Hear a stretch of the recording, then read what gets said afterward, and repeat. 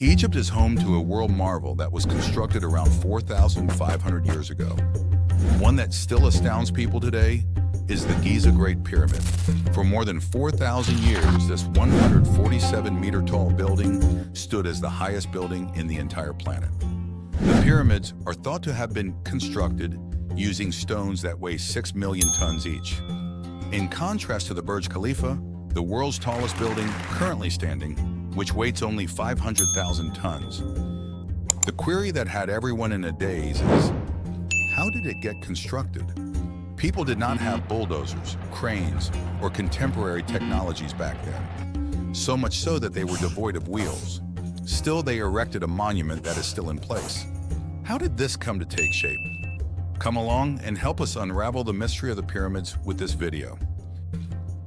Presumably the most mysterious building on Earth is the Great Pyramid. It becomes increasingly challenging to determine with absolute certainty what happened, when, and how the further back in time we go.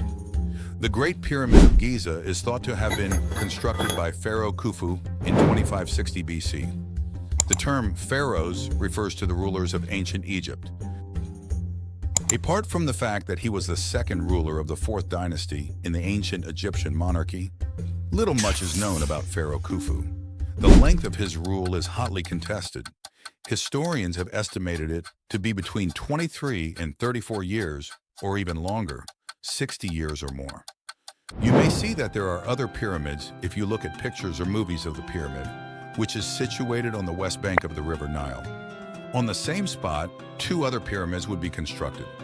The Pyramid of Khufu, also called the Pyramid of Giza, is the tallest of the three. The Pyramid of Khafre, the second largest pyramid in Egypt, is smaller than it. According to legend, Khafre, Khufu's son, erected it. The Pyramid of Menkaure is the third and smallest, allegedly constructed by Khafre's son. The only monuments from the era remain these. The Great Sphinx, several burial tombs, and smaller pyramids are located in addition to these. A total of 118 pyramids of various sizes and shapes are said to exist. Few of them are in good shape. Most have been worn down by weathering. These three pyramids are arguably the best preserved. In particular, the Giza Great Pyramid. For what purpose were these built? For the same reason that various historic monuments were constructed, they were constructed as a tomb. The pyramids contained the tombs of the pharaohs. Egyptians held a belief in a hereafter. They held the view that life continues beyond death. The deceased person's soul goes to the underworld after death, where the gods judge it. In the hereafter, those who led moral lives remain eternal. Therefore, the pharaohs would commission tombs for themselves during their reigns as a way to prepare for the afterlife. To be used in the afterlife, a sizable quantity of food, jewelry, furnishings, clothing, and riches were to be interred in the pyramid with the pharaoh. Following their demise, their corpses were mummified and placed into a stone or wooden coffin. You may question how we can be so sure that this is the real reason the pyramids were constructed. There are principally two causes. First, scripts have been found written on a number of different pyramids. Texts regarding pyramids and sarcophagi that provide information about their practices. Secondly, most of the ancient pyramids in Egypt and Sudan are currently being utilized as tombs. However, in the case of the Great Pyramid of Giza, no conclusive proof was discovered, leading others to develop their own competing theories. An empty tomb and 3 artifacts were discovered by the archaeologists upon entering the Great Pyramid. The treasures that must have encircled the sarcophagus, which is thought to belong to Khufu, are thought to have been stolen before the archaeologists arrived. Those who disagree with this have developed strange counterarguments. The idea that the Great Pyramid was an electrical power plant is one that is currently gaining traction.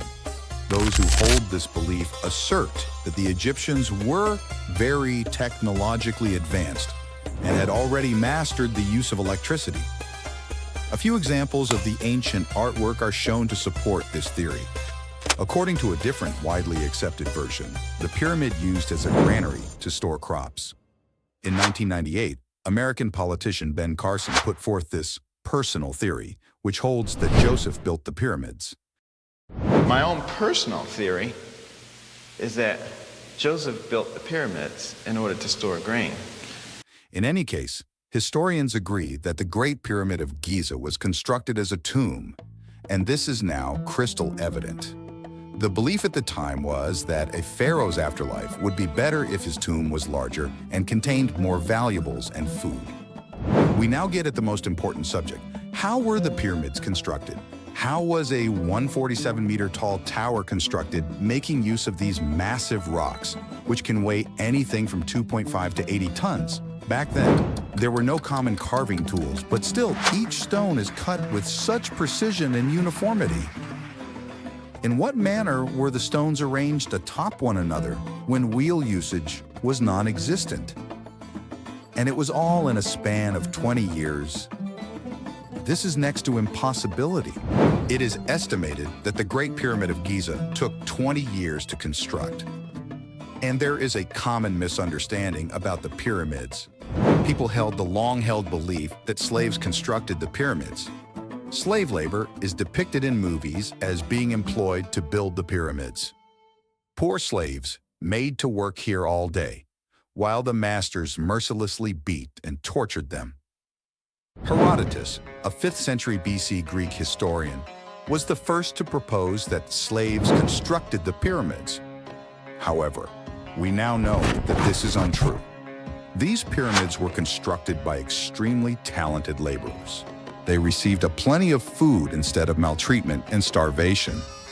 Compared to the typical Egyptian citizen at the time, they were both stronger and better fed. Its construction required between 20,000 or 30,000 laborers who put in 10 hours a day. Approximately 5.5 million tons of limestone, 8,000 tons of granite, and 500,000 tons of mortar were utilized. One wonders how these rocks were carved. The most widely used metal back then was copper, which was also utilized to make the tools. Maybe they employed some unusual techniques. For example, identifying holes and cracks in the rocks and inserting wooden wedges soaked in water. As the water was absorbed by the rocks, the wedges expanded and the rock broke apart. The question of how these stones were transferred is also now a crucial one. Wheels were not used in carts back then. There wasn't a wheeled vehicle that they could simply push to the location after filling it with stones. One acceptable explanation is that in order to transport the stones from the quarry, they constructed rafts that floated on the river. And on wet ground, the stones were piled on top of one another using sledges after they arrived at the pyramids. After realizing this, the next thing to wonder is how the stones were piled on top of one another. Without the use of large technology, how were these enormous stones raised? Usually, a system of pulleys can be utilized to raise them. But in Egypt, during the 4th dynasty, wheels as we know them now did not exist. They had constructed a well-functioning ramp system.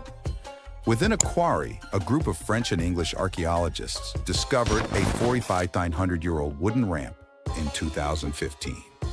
According to academics, a ramp with a straight slope from the bottom to the top had to have been constructed. These theories are intriguing, but there is a discrepancy in the amount of time it took to build the pyramid. We know it took 20 years to complete, but 20,000 people moving a stone every 3 minutes for a whole year is a lot of work. It is improbable that they would have worked so quickly, which is why the pyramid is still a mystery today. The theories make sense, but they don't fully explain what actually happened. For example, we know that the layers at the bottom were built without mortar, and that the layers on top were strengthened with mortar. This explains why, in spite of multiple earthquakes over thousands of years, the Pyramid of Giza still remains. Another mystery relates to the mortar. Despite understanding the composition of the mortar, scientists have not been able to replicate it. The outermost layer of the pyramid, which was constructed of fine white limestone, was the last stage of construction. It implied that these pyramids would gleam brightly white in the sunshine. Over thousands of years, this was gone. The outermost layers of the pyramids of Khufu and Menkaure have worn away, while a portion of the top layer is visible in the pyramid of Khafra. The mysteries of pyramids is so deep that it had created a number of conspiracies and misconceptions. Because they don't think it's possible for humans to build anything like this, some individuals insist that the pyramids were constructed by aliens. Such views contradict the fundamentals of scientific reasoning. This is the quick-cut approach to finding a solution when none can be found. It is preferable to state explicitly what we do not know, while also acknowledging the things that we do know, so that the upcoming generation of historians and archaeologists to conduct research on them and ascertain the whole answer or justification. Thank you so much.